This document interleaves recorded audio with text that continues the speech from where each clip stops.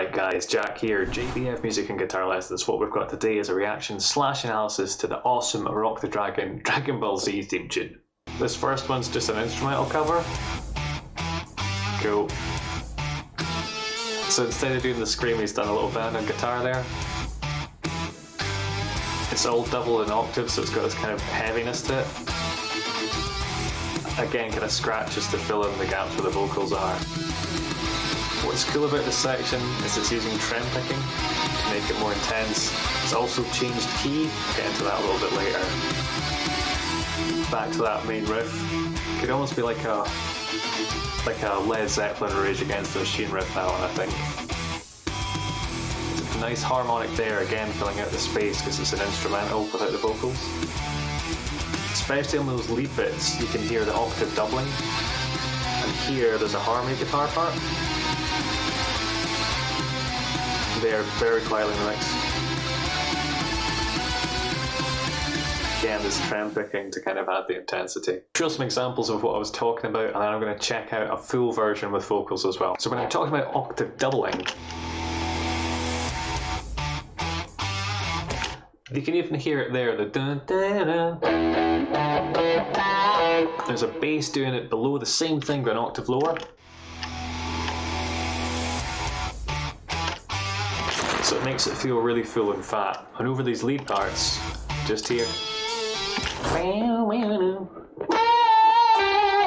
If you listen carefully, you can hear a below it, which is the same thing an octave lower. So listen out for that. Right. Lower. Just to fill out the sound a bit more. And when you're doing an instrumental cover of something like this that has vocals, even if they're quite sparse, like someone just shouting Rock the Dragon and Come Get Me, any little trick you can use to fill it out more is really worthwhile doing. Another cool thing he's done here is modernized it, made the production chunkier and kind of more punchy, so it really has this kind of belting feel to it. Alright, so we've got the second one up here. This one I think has got vocals as well. It'll be really interesting to see someone else's take on this song. Okay, what was really cool there was it did a... Yeah, okay, I'm going to put that back to the start. There's a volume swell. I've not got the great settings on to show it on this guitar, but basically you roll your volume in, and the pitch the sound kind of gets louder as it comes in. If you listen here. It's also put a clever EQ on the guitar so it sounds kind of thinner. I suspect that'll go away when the full band kicks in. I think the original does that as well, and then there's that awesome scream that the guys did a really great job here on.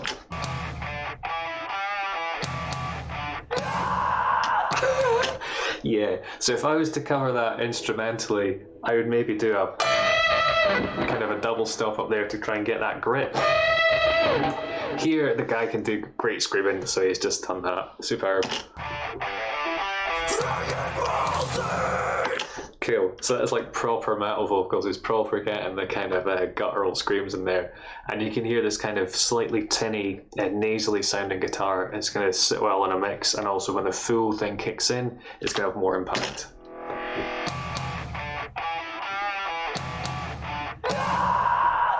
That's great. I think he's doubling this as well. Oh, cool.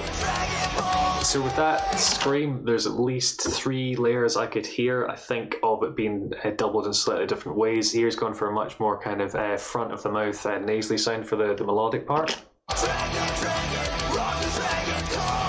And you can hear the guitar as well is filled out in that tone. So that was the modulation part. I'll explain what I mean when we come back to that again. And I think he had some sort of synth over the top for the harmony there. It's changed the melody and made it more kind of pop, punkier metalcore, which is interesting. Similar with how the kick drum's mixed here. It's really punchy, really in there. Right, so key change there. I'll just break that down just now. The main riff is in E minor.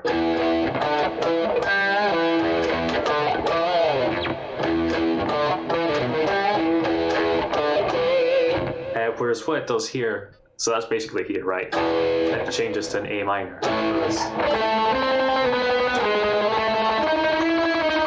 Help if I could play it, wouldn't it? And what's really cool is it's not even a proper kind of typical scale. It's an A harmonic minor, but with the blues note. So an edgy note here, edgy note here.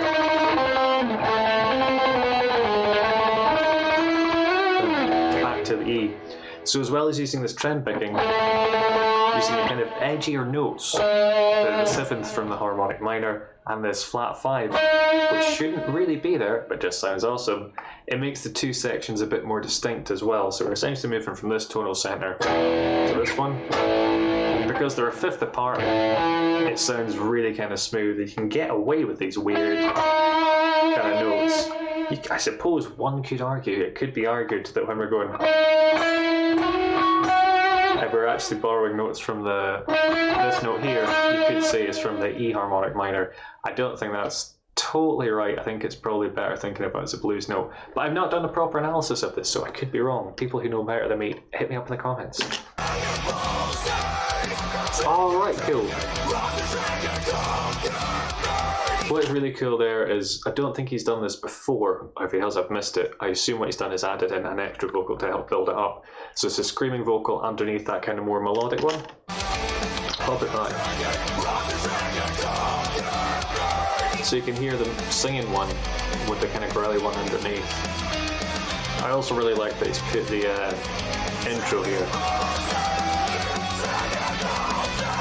That was a really good scream to end it off. Those are both fantastic takes on what I think is a really stupidly good intro song. You can probably figure out what prompted this was the passing of Akira Toriyama. I think for a lot of people in kind of my generation, this was like our first taste of kind of anime and as a kind of further step like Japanese culture.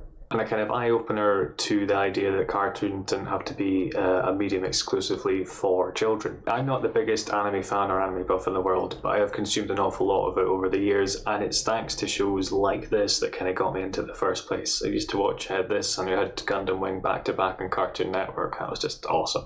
That's a theme tune. I have actually covered the Gundam Wing theme tune because I couldn't hear anyone else. I couldn't find clips of anyone else doing it, so I'll link to that with the eye up there if you want to check it out. There's also something to be said for vocal performances in songs, be it Dragon Ball Z, Gummy Bears. Check out the theme tune. It is stupidly good.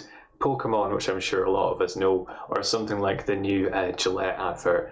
When there's an intensity and passion in the vocals, even if they're singing something that's seemingly daft, as Dragon, Dragon, Rock the Dragon, Dragon Ball Z, Dragon, Dragon, Rock the Dragon, Come Get Me.